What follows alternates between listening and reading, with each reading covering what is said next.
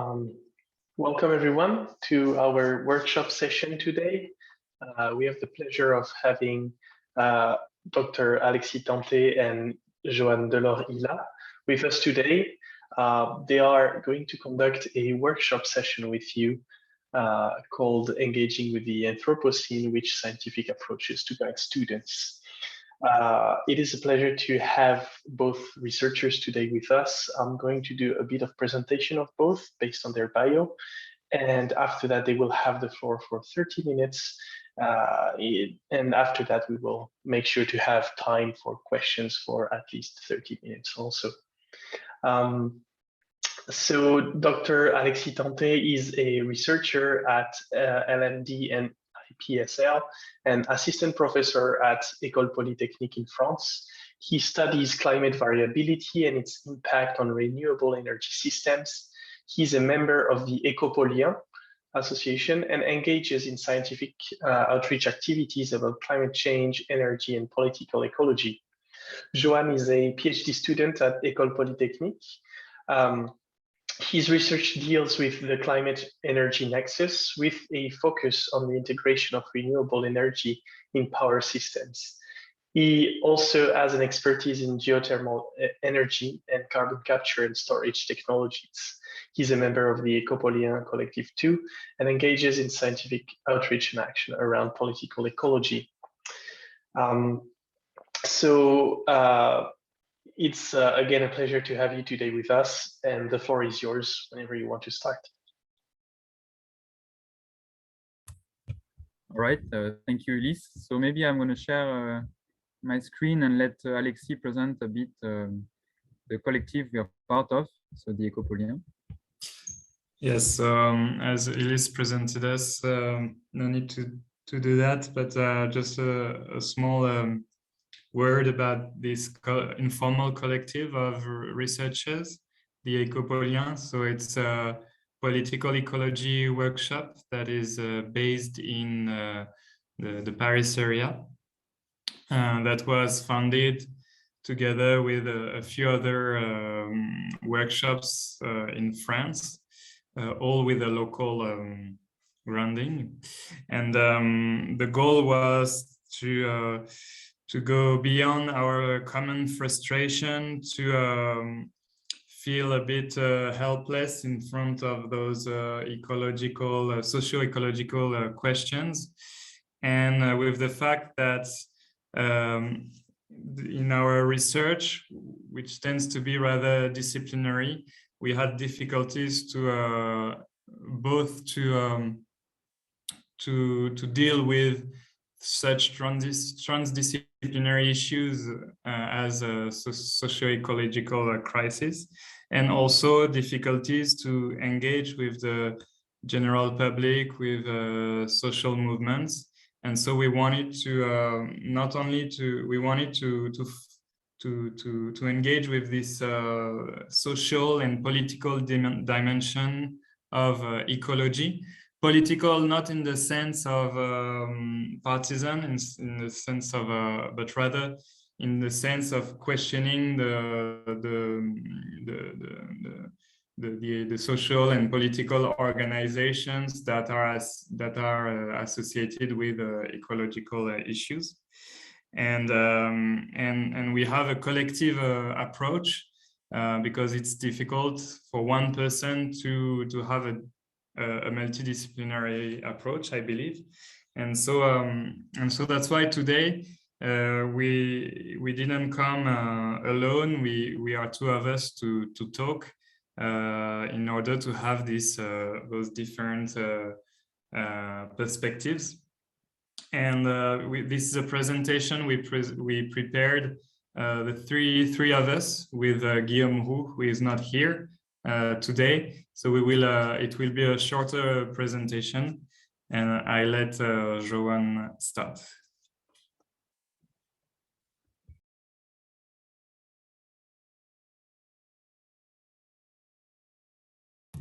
The mic, Joanne. Thank you, Alexis. And I'm going to start with the first part of our presentation.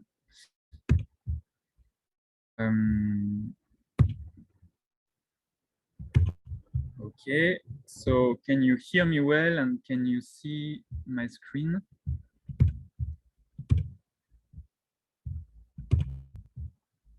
Okay, can you see the screen in presentation mode? Yes.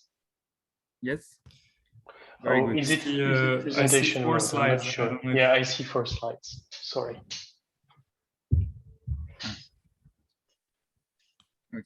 So while Johan is preparing this, so we are so it was a presentation. It's a presentation in 3 parts. So he will have a more geological perspective, questioning what do we mean by the Anthropocene and the kind of questions it raises. Then we will quickly go over the planetary limits and the biogeophysical cycles and how those planetary boundaries are what are the solutions envisioned by the natural sciences and engineering sciences. And I will finish with a focus on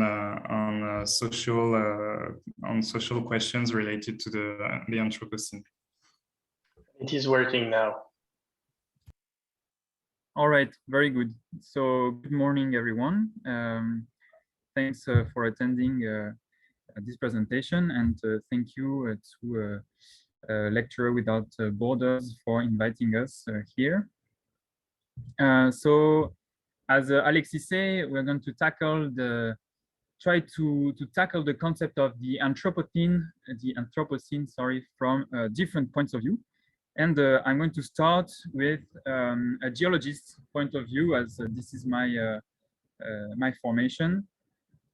So maybe before anything, does every one of you know is familiar with the concept of Anthropocene? Maybe you can answer quickly in the chat.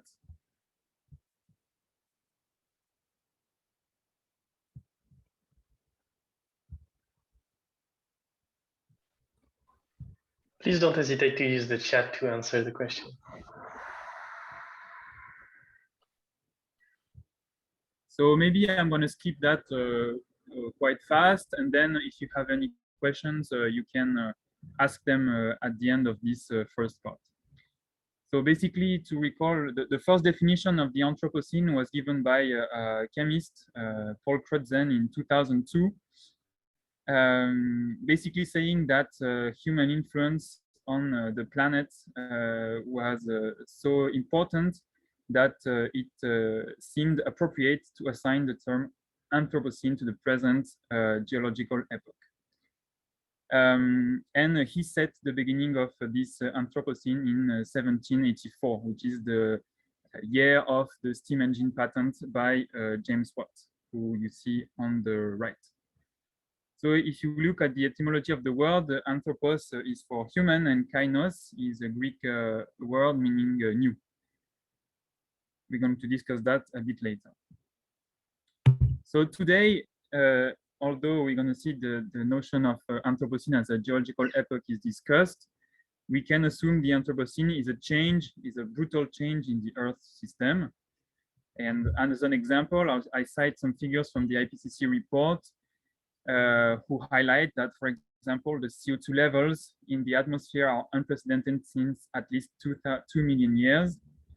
And similarly, the warming rate is unprecedented since at least 2,000 years.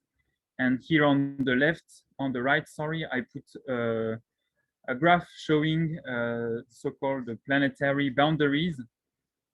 So there are 9 of them. And you can see that already 1, 2, 3 of them are, we went beyond them. But I go really quickly on that. To go to the main part of the talk, which would be about the geology. So basically, the name of the epoch is related to the name of geological epochs. So here on the right, I put a timeline of the most recent geological epochs. I'm going to discuss that a bit later.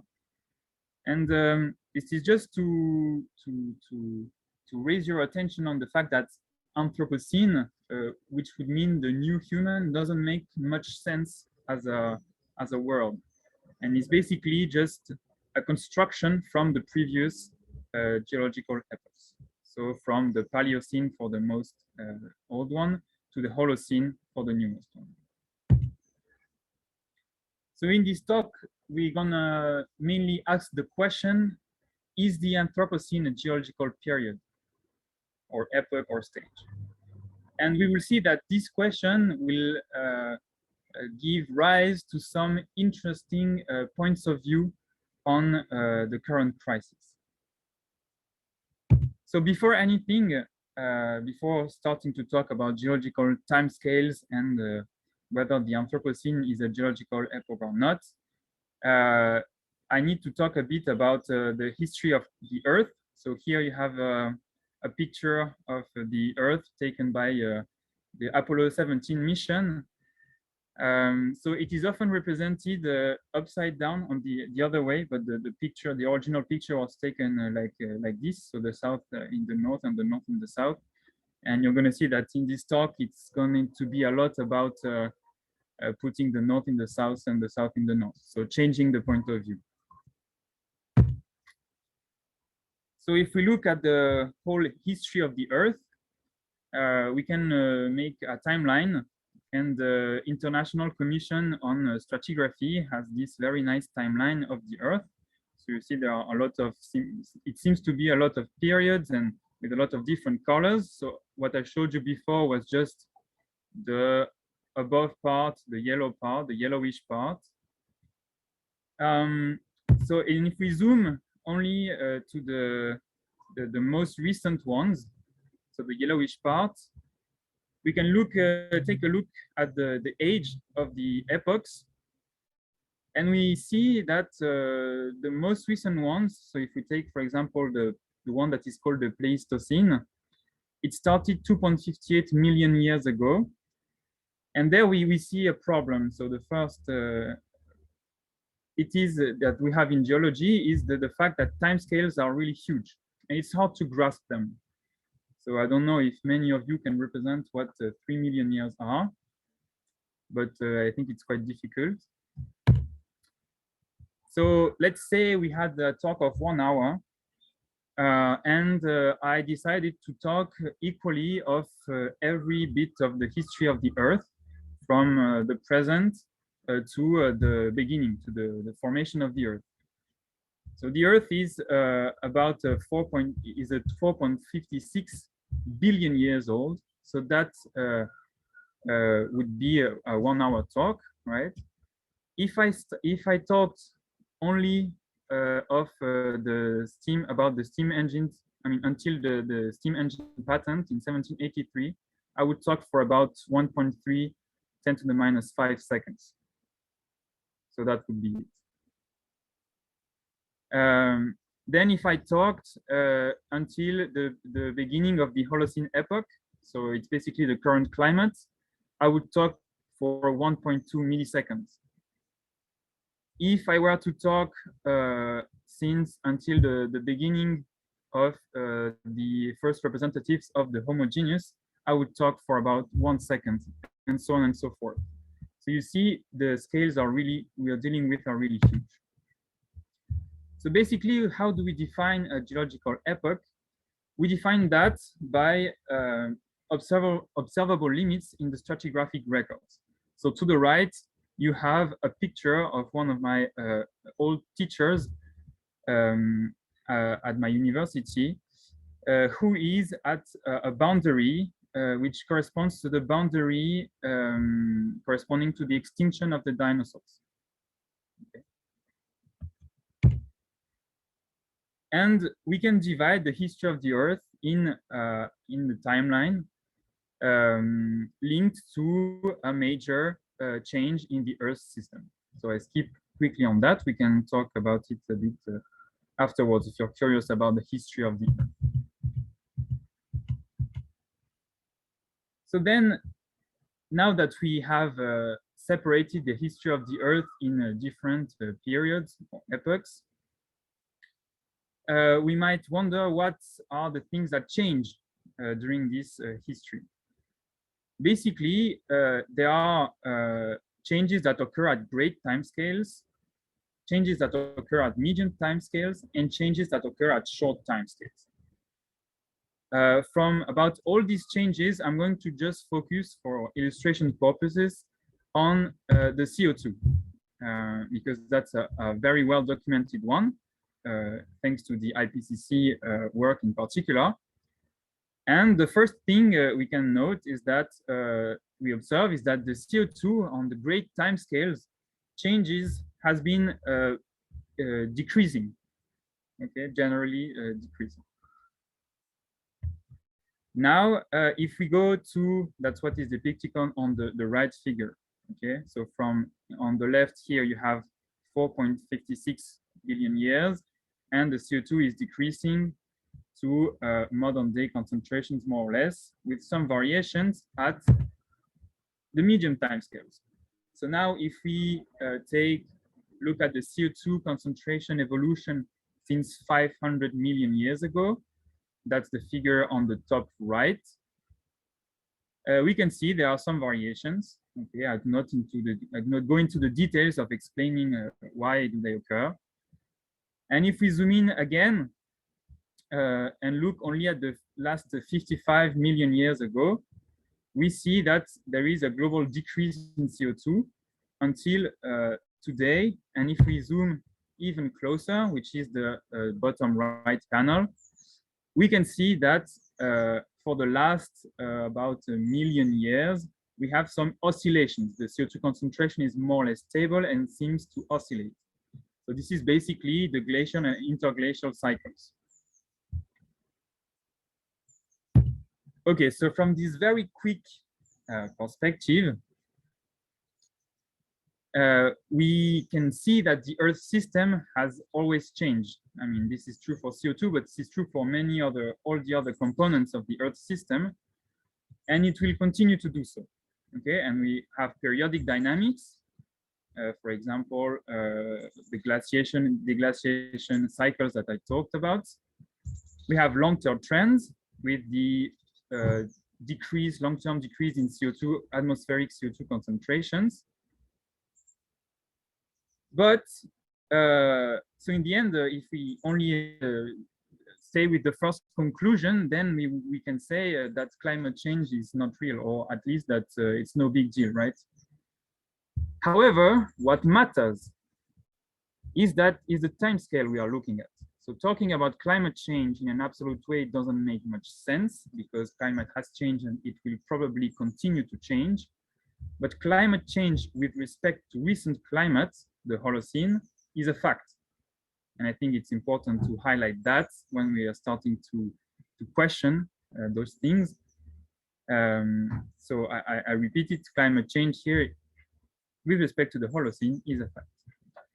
Okay, but now let's go back to the Anthropocene. And what about humans? Is the Anthropocene a geological period? So to define a period, we would need a lower boundary. Here I put a figure from the IPCC showing the evolution of the global surface average temperature for the last 60 million years. Okay, so it's a lot of information. Just do not read everything. First thing we can notice is that it seems to follow the same patterns as CO2. So there is a correlation, but it's a bit more complicated than that. So maybe only focus on the human part of the figure on the top right. So you see that there are two legends here that show when Homo sapiens appears and the beginning of agriculture. And you see that this is related to some changes in the surface temperature. So we're going to zoom in to the last, to this last part. So now we are looking at the time at the global surface average temperature for the last 70,000 years. And in this figure, so the first thing you can notice is that the temperature in the Holocene, which is basically the period that spans the last 10,000 years is quite stable, okay? And here to the right, you see the human-induced climate change, okay? The increase in temperature here. And to the top, you have, in particular, if you look only at the right, you have the most recent important impacts of humans on the climate. The Orbis, one of the most noticeable ones is the Orbis spike in 1610 in 1610 AD, which corresponds to the colonization of the Americas by humans, by Europeans, which caused a change in atmospheric composition that is noticeable in the Greenland ice. Another noticeable one is the one that is placed in 1964, which is the 14 carbon peak due to atmospheric nuclear detonations. But some persons suggest that this very stable climate in the Holocene is already caused by the beginning of agriculture. In some sense, CO2 emissions by agriculture could have caused the exit from the glaciations, interglaciations cycles. So we have a date of beginning, more or less. Now, what about the markers that we will leave? Okay, we could entrepreneur the exercise of looking at all the markers that we would leave, that a geologist would see in, say, 60 million years. However, that would be a whole talk of 1 hour. So I'm just going to sum up what, from a geologist's point of view, so say a geologist that would look as we look at the extinction of dinosaurs, what would he see? So it's not so obvious because the things that we think about directly, for example, plastics or the huge buildings like ruins, are not the most probable things that will be conserved. However, there are a lot of other things that a geologist, even in 60 million years, will see. So from these, we have heavy metals or the extinction and the range shifts of living beings, among others. Then we could discuss a bit about the upper boundary of this Anthropocene epoch. So if we go to a very long-term perspective, in about we are sure this is the end of the world. Okay? In about 5 billion years, the sun will be a red giant and the earth will probably not exist anymore. In a mid-term perspective, it will be probably the end of our species. So the characteristic lifetime of a mammal species is of about 1 million years. And in the last IPCC report, the Working Group 2, it is highlighted that in the last 2 million years, say 5 species of the Homo genus were probably extinct due to a climate change.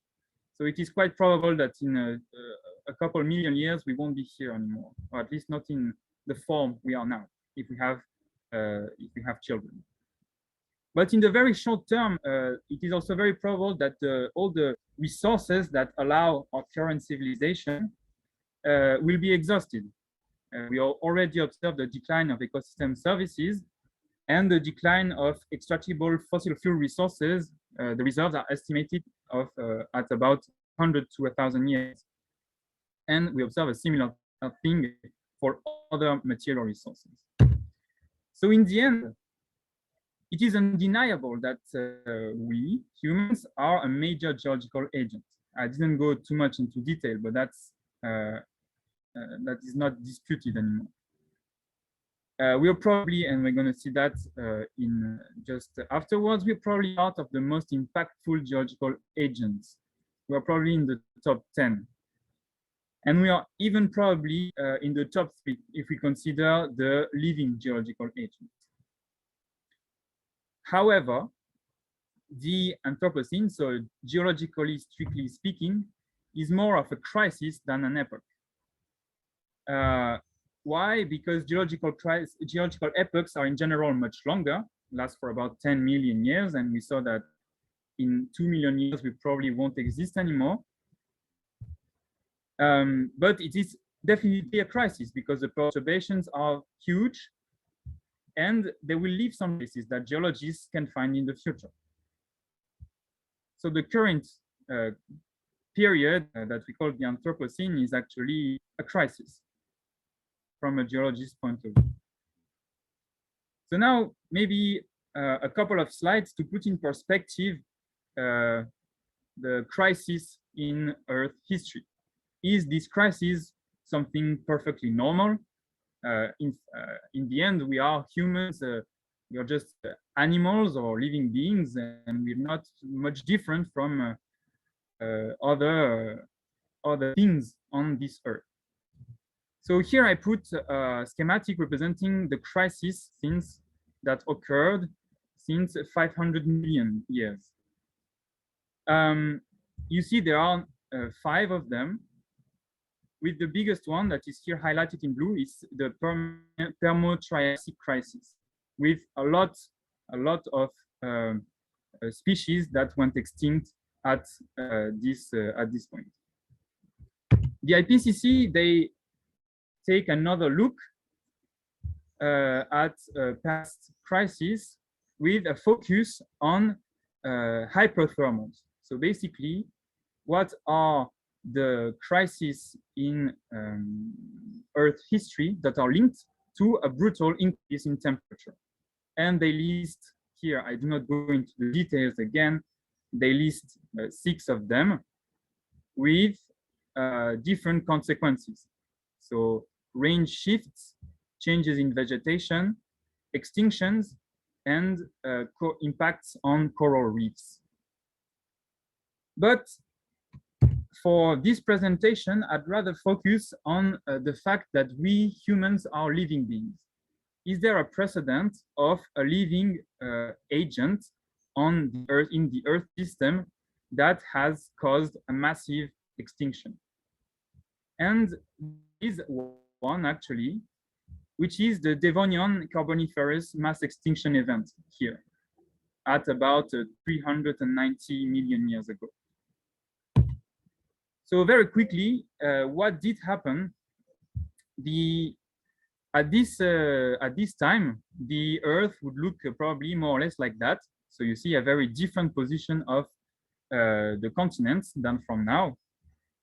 And before the crisis, the life had not colonized continents. At some point, there was the invasion of land by trees and vegetation.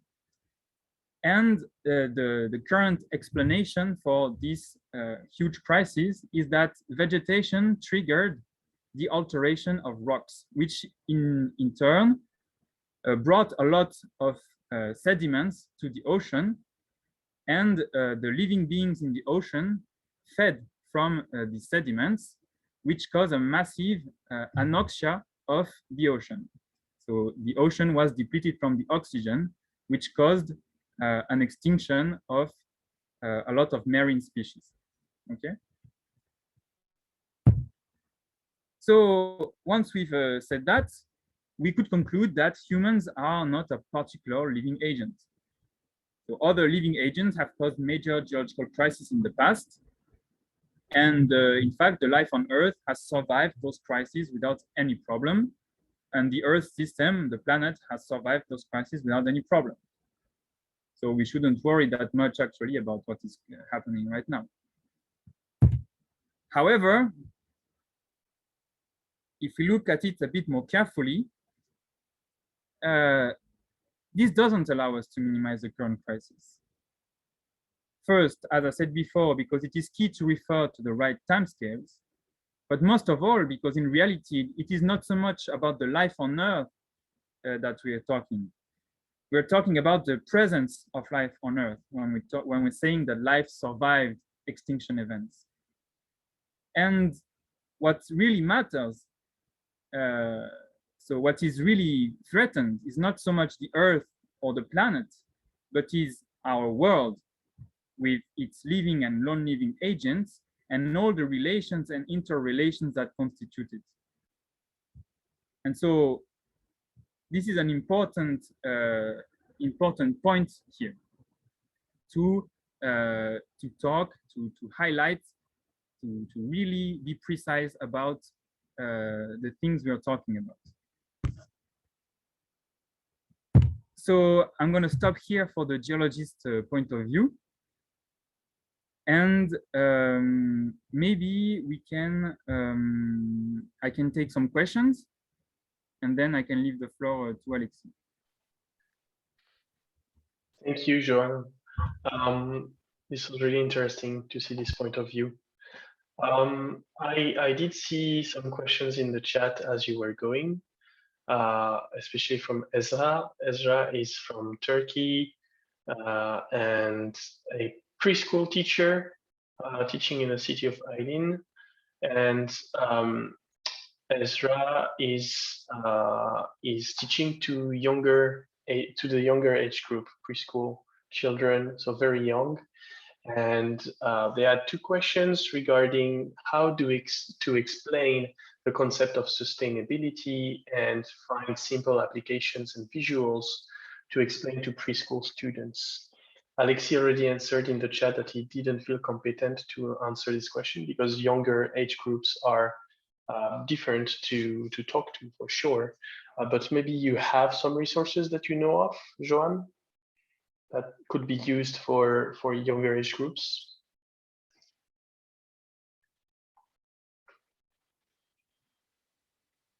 Oh, you're muted, Joan. Joan, we can't hear you. Sorry, I didn't remember the whole question, but I feel like we can maybe tackle it in the end after the talk of Alexis, since Okay. maybe we can take the talk related questions for now.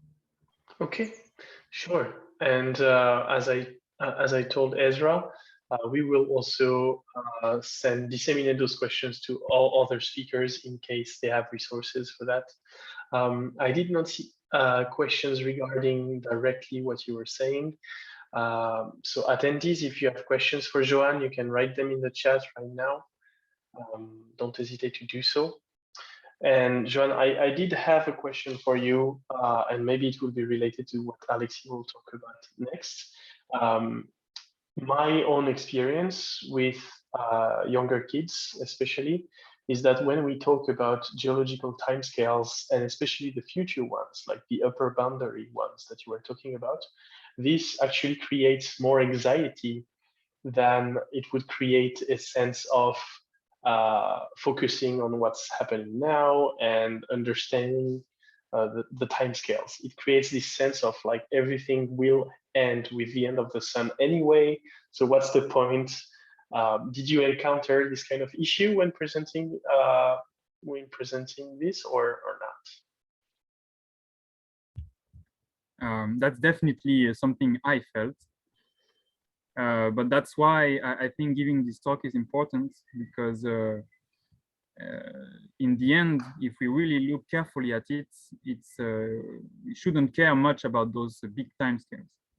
So as the conclusion was, the main point here is that it's about our world and the present world that we should worry about. Okay. And I think this geologist point of view allows to operate this kind of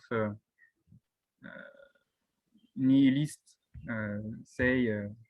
point of views, but to remember that with the example of climate change, for example, to remember that talking about climate change in an absolute way doesn't make so much sense. But if we talk about climate change, it is because we developed as humans in a certain climate for the last 10,000 years. And that if we change that on a very short time scale, then it's going to impact us and all the other living and non-living agents around us. Okay, great, thanks. So I don't see more questions in the chat for now. So let's keep the questions for the end. And Alexis, you can start whenever you're ready. Just Joanne, did you want to present the 3 slides from Guillaume, or did you decide to leave it aside in the end? I think we can go straight to your presentation. Okay.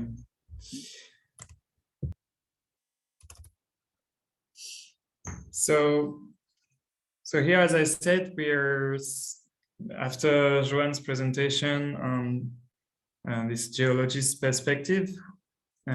We had prepared the physicist perspective, but the time schedule is too short and he could not join anyway. And basically the idea of this part, just to summarize it, was that then if we focus on climate change, biodiversity loss, etc., this allows us to we need then to look in depth at the biogeological cycles, the cycle of the carbon dioxide, for instance, but also of nitrogen, all those or of water, all those different cycles, and then we can quickly identify direct drivers of perturbations of these cycles. For instance, the emission of CO2 from fuel combustion by cars, industry, etc., is, as we know, perturbing the carbon dioxide cycle and causing global warming. If we continue with this perspective and then ask, okay, but how do we reverse that, and how do we prevent impacting the climate or the biodiversity, etc.? If we keep a focus which is solely from the natural sciences and engineering sciences, then we come up with solutions that are primarily technological solutions, without asking how are those technologies used? Why do we really want to develop those technologies? Is it really to fight against climate change, or is it part of a globalized economy? And so that's why we thought it was important in this third part of the presentation to situate those ecological issues and those technological questions within the social world. And so now, basically, I will try to go beyond this blindness of global indicators like global CO2 emissions, global mean temperature, etc., to look at the social relationship, not to treat humanity as a whole, but as a heterogeneous, say, network of different social groups. And so I'm going to talk about inequalities first, then responsibilities, and then ask what are the drivers basically behind the Anthropocene, and we can identify many different drivers and develop different stories which are complementary but do not tell the same things. And I will focus on one of them and conclude on the need to go beyond a purely technocentric approach to then come up with discuss the concept of socio-ecological transformation. So to start, not to spend too much time on the plan, a first thing which is important to consider when we talk about ecological crises such as climate change is that humans are not all in the same situation. So on the left, I show one picture that I took. It's more an example rather than an exhaustive presentation. I took it from the last report from the IPCC, the Intergovernmental Panel on Climate Change, from the last report, so the assessment report 6. and it's the report, the parts from the working group 2 that focuses on adaptation. And so this is a map of a global map of the vulnerability of different populations around the world. So this vulnerability depends both on the direct impacts from climate change, but also from our capacity, the exposure of people and their sensitivity to those impacts. And so we see that Africa and Asia are predominantly impacted, while all other countries of the world are also impacted, but some less so. So it's important to understand that we are not on the same boat as far as climate change is concerned, even though all of us will be impacted. If you want a tool that can be interesting for your presentation that I won't spend time on today is the carbon map, which you can try, where you have basically a map of different countries that you can widen depending on whether you want to focus on vulnerability or responsibility or population, etc. So I think it's a quite graphic tool. Now, there are, of course, other, even if we stay focused on climate change, there are other examples of inequalities. Since we don't have so much time left, I wanted to ask you the question, but rather just to mention a few. In the IPCC, we know it's in this assessment report, it is shown that women, children, the elderly, indigenous people, low-income households, and socially marginalized groups are the most, tend to be the most vulnerable to climate change, and this is quite of a high confidence. So it's important to treat those groups differently as far as climate change impacts are concerned. Now, this is about the impacts, but we can also discuss about responsibilities. So responsibility here meant in a very restrictive sense of how much a nation or a region emits. And here again, we see that this responsibility is differentiated. And so this is a time series. This is time below. And you have the emissions of CO2 from fossil fuels by world region. And if we focus on the last year, we see that the biggest emitter as a nation is China, but that other regions emit a lot in Asia, in North America, of course, in the EU. If we take the whole EU, the EU and the Europe, sorry. And we see that this responsibility varies in time, and that, for instance, if we talk about historical responsibility and include what was emitted by, for instance, European countries in the past, this responsibility in terms of historical emissions is bigger. So once again, it's important to understand that those who emit are not necessarily those who will be most impacted.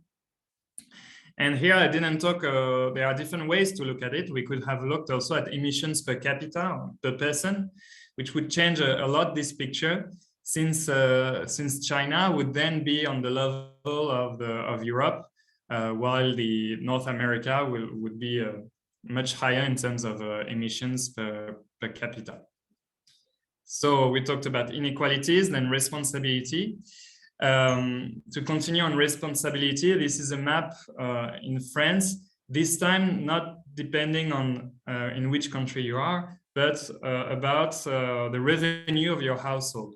And basically on the right, this is the emissions for the 10% richest household, when on the left, it's the 10%, the emissions from the 10% poorest in terms of revenue household, and we see that there is more than a factor 2 between the two, and that all sectors of emissions are higher in this case.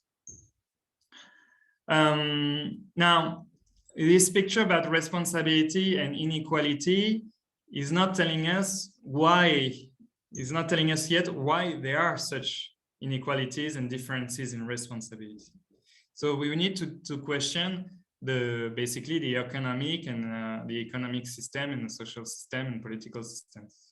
So that's why I'm going to talk now about drivers of climate change in particular, and the different stories we can tell about the Anthropocene. So first, to stay in the framework from the IPCC and the IPBES, which is the equivalent of the IPCC for biodiversity, the goal is to understand what impacts the human quality of life. And in this report, they focus on anthropogenic biodiversity decline, so the decline in biodiversity associated with humans, and anthropogenic climate change. And so we see that the both interact, because climate change impacts biodiversity and vice versa. And often one focuses on the direct drivers. What impacts biodiversity and climate change? And so we talk then about pollution, emissions from transport, the land use, etc., etc. But this doesn't tell us about the organization of the society behind. And that's why it's important to talk also about indirect drivers, meaning more organizational drivers that result then in a higher increase of direct emissions or not. So to give a more concrete example, for instance, on the left, we have a picture of cars of the roads in Paris, in the ring of Paris. And so driving a car is typically a direct driver. When I drive my car, I emit CO2, and so I drive climate change. Sorry. On the other hand, if we look at one measure that would be an indirect driver, so limiting climate change, would be to enforce a law reducing the speed limit on highways. So this is an example of organizational change, which would indirectly limit climate change thanks to reduced emissions. So then this is a very mixed picture. It's not about looking at all the pictures, but to see that we are different ways to talk about why we have the Anthropocene and the climate impacts. And so in the middle, you have an increase in the energy use, which is of course a reason for emissions, since the energy is mostly fossil. But then to understand this economic development, one could come back to the development of plantations in colonies, the development of windmills, or the enclosures whereby peasants are excluded from their land and have to work in the industry. We could talk about machinization, about, of course, of the Watt's invention of the vapor machine.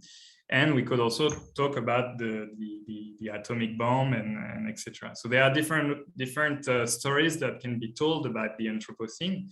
Just to focus on one of them, we could have talked about the Plantationocene, which is like if we would have focused on colonies and plantations, but instead we'll focus on one story, which is the Capitalocene, where we relate the Anthropocene with the development of capitalism.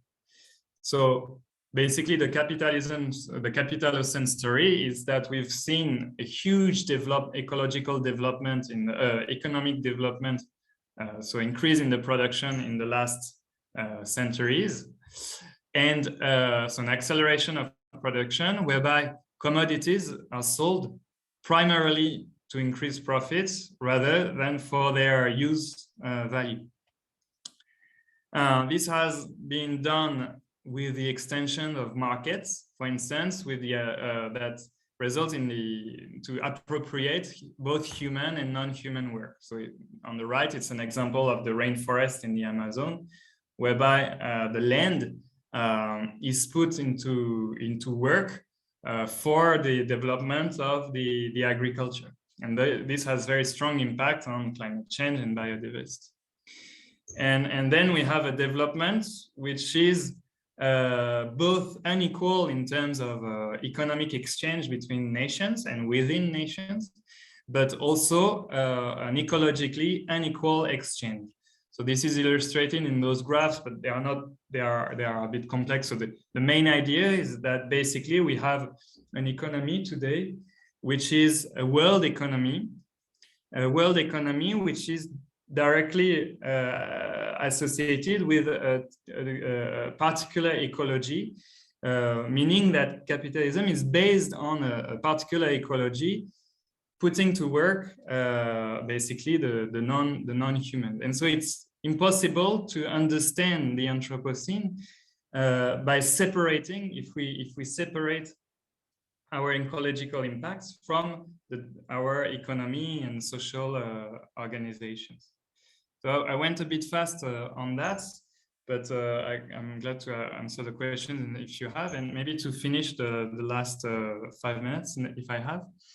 I want to come back to basically the transformations and the solutions we can see about those crises that, as we see, are not only ecological, but socio-ecological.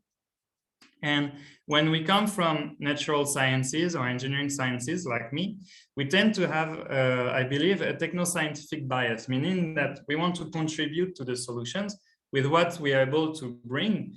And what we are able to bring is usually technology, which is fine if we don't focus only on those solutions.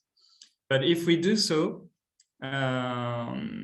this is problematic, since we only consider transformations that are related to technology, and those cannot suffice. So an example is biofuels. So biofuels has been suggested by some to be a kind of solutions, basically, whereby we could limit climate change by just transforming our energy systems. But in this report from the IPBES and IPCC, it's clearly stated from scientific work that scenarios seeking to double land capacity to store CO2 with bioenergies by 2050 are not sustainable. Meaning that if we want to solve climate change with bioenergies, we will have trouble with biodiversity and ecosystems. So we cannot have both at the same time, protecting biodiversity and preventing climate change. And in fact, the potential for the sustainable deployment of biofuels, meaning without destroying the biodiversity, would account to only about 10% of the current energy production. So of course, this is only one technological solution, and we could consider other solutions. But basically, this shows that we cannot focus only on technology, and we will need to come back and ask, in which type of social organization, socio-ecological organization, are these technologies used? So another example is that of agroecology. So still in the same report, it stated that agroecology demonstrates its capacity to improve biodiversity, quality of life, and climate. So everything we want. The issue here is that farmers cannot manage a transformation of the agriculture on their own. For this agriculture to thrive, they need institutional changes. So there's the necessity to act on those indirect drivers I mentioned at the beginning. So we need a socio-ecological transformation if we want such solutions to be able to be developed. So I will finish just with one example, not to advocate for it, but just to illustrate a bit what can a socio-ecological transformation mean. Basically, if we wanted the agroecology to be developed, we would need to transform institutions, economy, governments, relationship to non-humans, etc. Indeed, we would need to allow, basically, we want anyone to be able to feed oneself. This is one of the sustained development goals. But if we want them to feed themselves well, the price should not be a problem anymore. And they should be able then to decide what food they want. So how can we do that? Ensuring good living conditions to farmers. So an example is this proposition of social security of alimentation, where basically the idea is that anyone receives a fixed amount of money to be spent on food, but only from registered farmers. So the price is no longer a problem when we buy food. And so the main criteria can be now the quality of the food. And farmers are going to be registered only if we democratically decide who we want to register. So there is then a political choice for our regional food system. So this is an example among many of social ecological transformation. So I went a bit quick. I hope it was not too quick, and I'm really glad to answer your questions. But basically, my main messages here was that it's important to consider that humanity is a heterogeneous group of people with different social relations and just one homogeneous group. That if we talk about the environment, we tend to think about it as something outside of our society, even though basically the way we socialize, the way our relationship to nature is part of a world, an ecology world. It's not, we cannot separate the social world from the ecological world.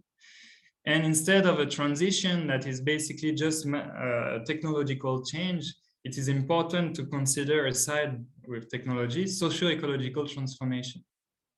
And as teachers, if we are a teacher from one discipline, especially in the natural or engineering sciences, our disciplinary approach can lead us to be biased towards only considering technology as a solution. So that's why I think it's important to have a trans-disciplinary approach so that we can collectively embrace all possible alternatives that do not only include technological change, but also how we organize the technology within our political system, institutions, etc.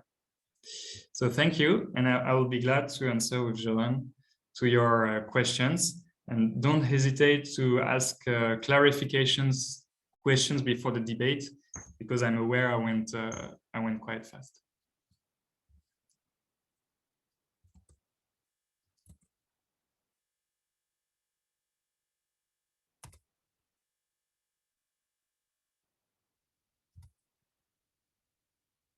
We don't hear you, Elise. Oh, sorry. Thank you, Alexis. Can you hear me? Yes. Excellent. Okay. So yes, we have a bit of time left. So people, you can write in the chat right now if you have questions, if you need clarification or details on some of the words that were used, because I know there was a lot of different words, different topics, different themes. So if you need any more information, please ask. Maybe while we wait for questions to come back to the ones that was asked by Esha. I'm not specialized on environmental education, especially for preschool children. But it's difficult to bring those topics with graphs and stuff, I guess, to this population.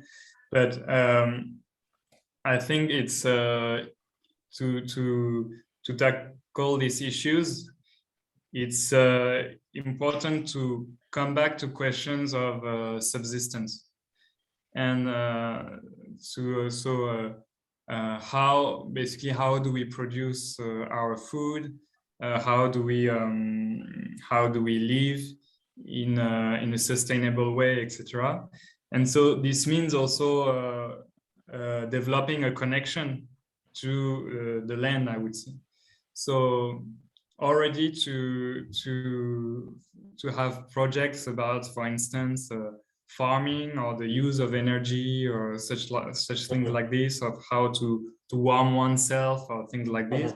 It can be already a preparation which is more focusing on the body and the heart than on the mind.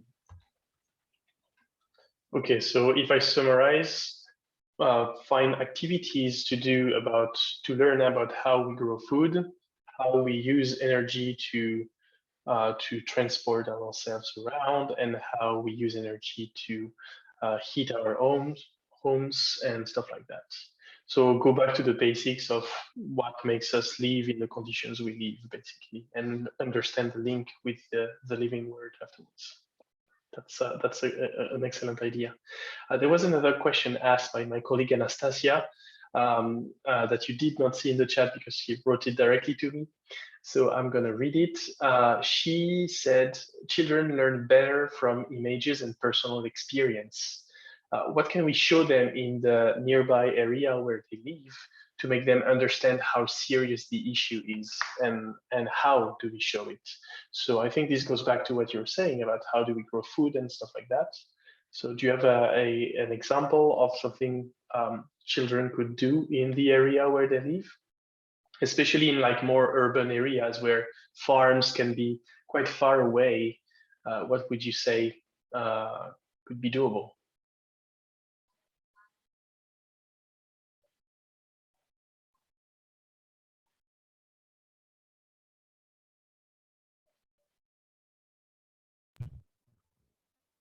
Maybe I can start. And just to say that I have no scientific answer to that question. But rather instinctively, I would say one station too is that we are linked together in the what we call the ecology monde or world ecology, and so I think it might be a good thing to highlight those links, not to forget them. So if you observe the life around you and you understand how this life is also part of you in some sense, then you are more keen to understand afterwards what can threaten it. That's what I would say to develop, but that's obviously not a scientific answer. It's just a feeling from myself. And again, so I'm not. I think I'm less competent than most of you to teach children, because I mostly teach in higher education. But I think one thing we need to be. So I usually try to find resources adapted to the country where I work, and so there is some material from the IPCC on the broad regions, but then it usually depends on either research done in the country, but then it's usually specialized and it's not the best, or what will you have? You have material produced by agencies, but you don't always have such environmental agencies in the countries. And then the associations, the civil society is often producing some material, so that can be a source. Just one advice I would give is to be careful with considering only solutions that depend on the individual, in the sense that often it's easier in the media to talk about individual changes in the way of life without questioning the organization behind.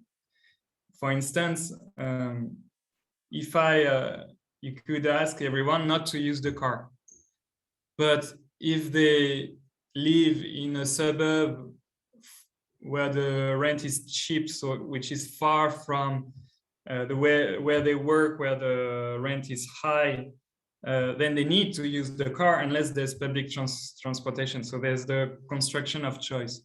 So I think it would be interesting when you suggest activities to ask to try to pull the rope and see, okay, if we do something about transportation, maybe let's have some sensorial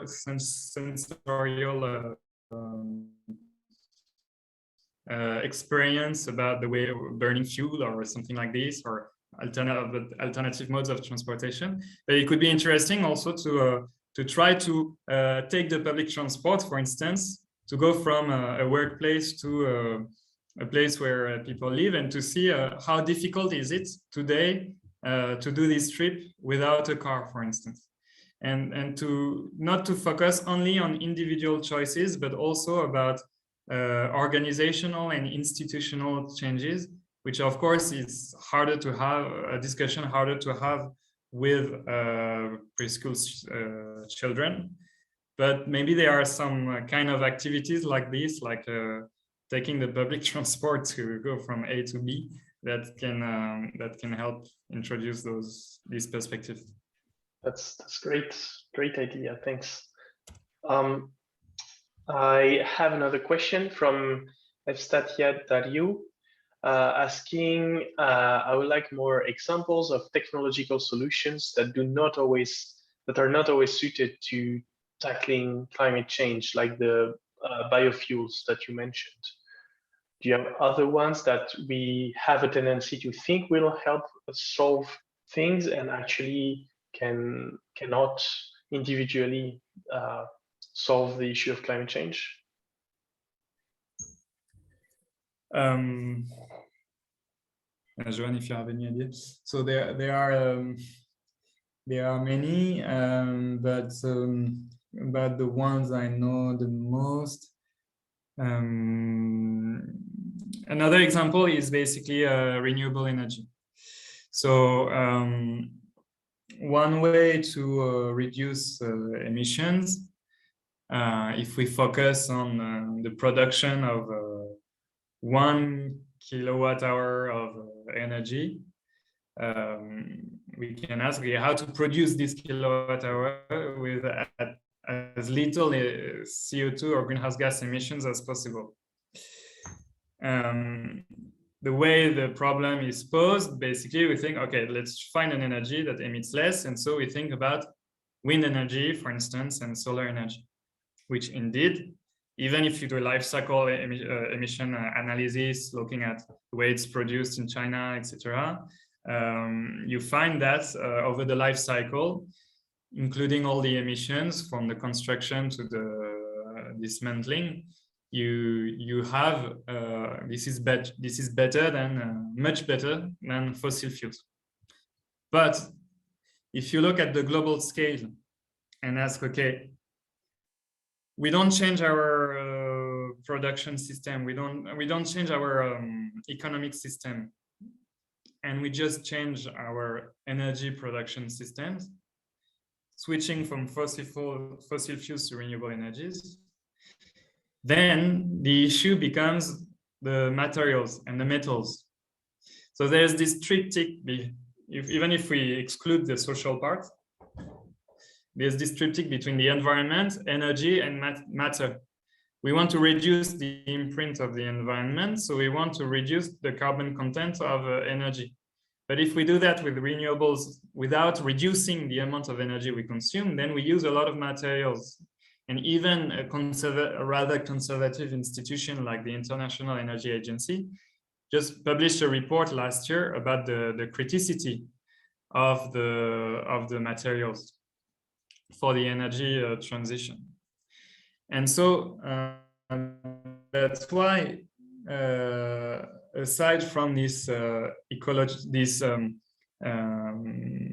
decarbonation questions, we need at some point to ask ourselves about sufficiency, meaning do we need to consume and to produce as much to have a good quality of life, especially in the countries with a high way of life, like in the West, because the question is not asked in the same terms in the global South.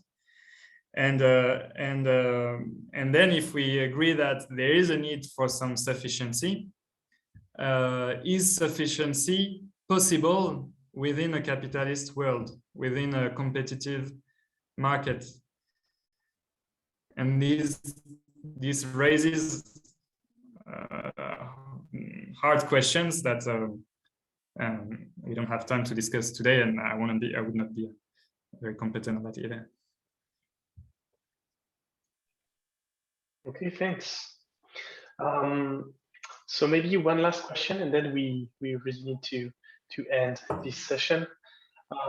Anastasia also asked about your personal experience regarding climate change. Was there a personal experience that impressed you the most? Something that struck you as like right now, like understanding that this was a problem?